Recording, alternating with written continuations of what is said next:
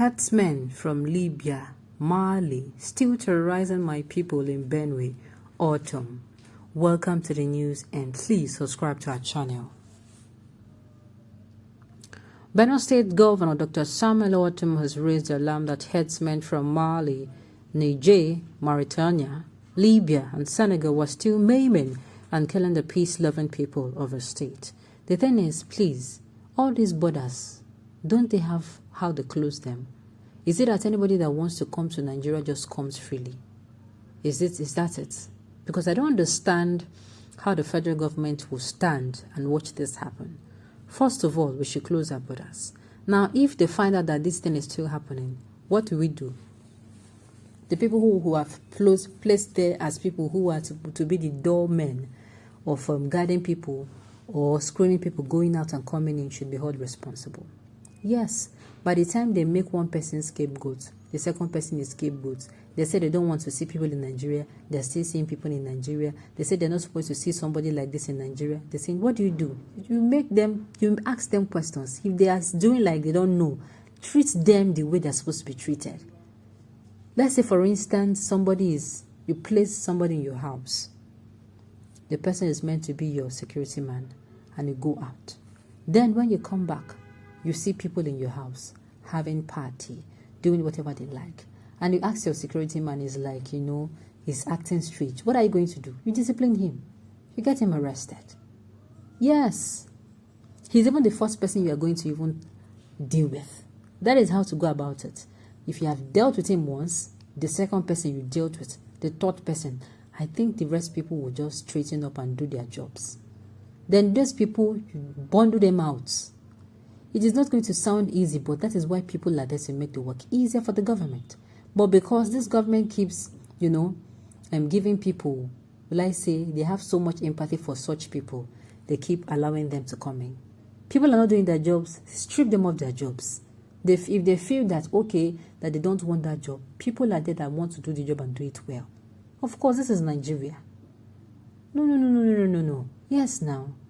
People are actually placed in those kind of places to ensure that such people don't come in, right? Except they want to tell me that the government have never told them to do such.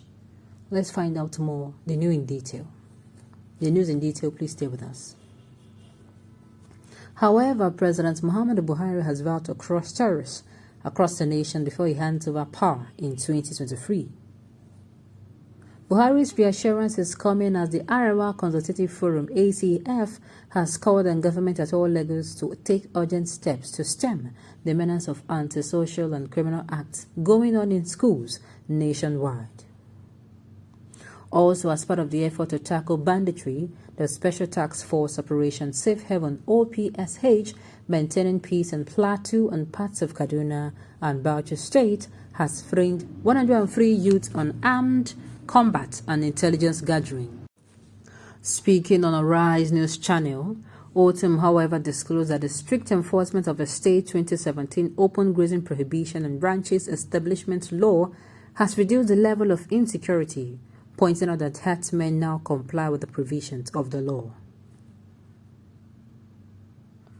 The state government had enacted the anti-open grazing law on May 22, 2017, to curb the nefarious activities of herdsmen carrying AK-47 rifles about the state, maiming peasant farmers, killing them and taking over their parcels of land. But following the failure of the law to deter herdsmen from destroying farmlands and killing farmers, the Benue State House of Assembly amended the law, which was signed by the governor on Thursday with stiffer penalties against violators. Speaking on the amended legislation, Ortom acknowledged that all is going well with the enforcement of the law, except for the notorious criminal element of Fulani herdsmen who came from Mali, Niger, Mauritania, Libia, and Senegal. Ortom noted that the intention of the criminal elements is not for grazing or doing cattle business, but to send people away and take over their land. Currently, as I talk to you, those people who come around with AK-47 rifles, AK-49 rifles, and other sophisticated weapons are not just here with cattle. These notorious elements come to kill or maim our people. The governor cited the plight of internally displaced persons, IDPs, who attempted to return to their homes and continue with their farming activities but were attacked, maimed, and killed. He lamented that the activities of a notorious criminal element are part of the reasons why we still have over 1.5 million IDPs in our camps across the state. The children who are not going to schools are not happy. The old men who are forced to stay in these camps are not happy. The camps we establish here are not even standard. Sometimes the camps are seated in the school environment. The one close to a standard camp is what we have in Makurdi here. The General Theophilus Danjuma Committee considered it to rehabilitate people. No person wants to live in this camp, but they are forced to live there. They want to go back. They want to go back. I am ready to provide logistics for them so that they can go back. But those who attempted to go back were maimed, killed, and raped. Maimed, killed, and raped. This terrorist Fulani herdsmen amputated women's hand. The security personnel posted to Benue State have also done their best, but over 100 of them have been killed since 2017. If security personnel who were trained with sophisticated weapons were killed, what do you expect average farmers who were displaced and in distress to go back and do? The governor thus commended all security agencies, including Operation Willstroke, the Army, Nigerian Police, Nigerian Security and Civil Defense Corps, NSCDC, and the Agro Ranger for working hard to ensure compliance with the anti-open grazing law and maintaining relative stability in the state. The governor disputed claims that the legislation is targeted at Fulani herdsmen in the state.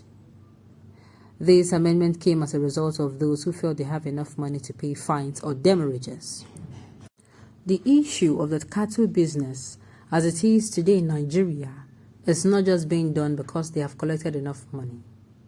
So they are always ready to pay these mega sums, noting that the thief, the Igede, and the Dome are equally affected. Within 5 years that it has been experimented, Ortom clarified that the law is not targeted at Fulani herdsmen, Hausa, Jukun, or Igbo. It is targeted at every person, including the indigenous people of Benue State. He noted that the state's livestock guards have done well by arresting over 50,000 heads of cattle, while over 600 people were arrested for carrying out open grazing. These include the Fulanis, the Hausas, the Tiv, the Idoma, and the Igede, he added.